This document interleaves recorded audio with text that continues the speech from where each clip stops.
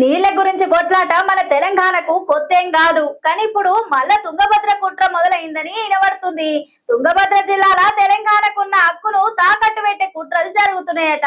కర్ణాటకలు చట్టవిరుద్ధంగా కొత్త ప్రాజెక్టు కట్టుకుంటామని నీళ్లు మళ్లించుకుంటున్నారని సిద్దిపేట ఎమ్మెల్యే హరీష్ రావు సారు రేవంత్ సార్కు లేఖ రాసిండ్రు. ఆ లేఖలు ఏమని రాసిండ్రో మీరు కూడా పారు చూడురి. నీళ్ల కోసం కొట్లాట మన తెలంగాణకు కొత్త ఏం కాదు. కానీ ఇప్పుడు మళ్ళా తుంగభద్ర మీద కుట్ర మొదలైంది.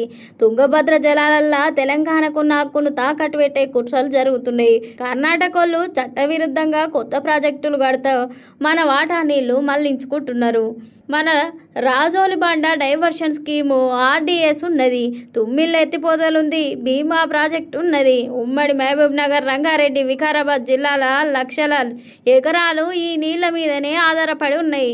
కానీ కర్ణాటక అక్రమ ప్రాజెక్టుల వల్ల ఆర్డీఎస్ కాలువకు నీళ్లు రావట్లేదు, తుమ్మిళ్ళ పంపులు తిరగట్లే, భీమా ఆయకట్టు ఎండిపోతుంది.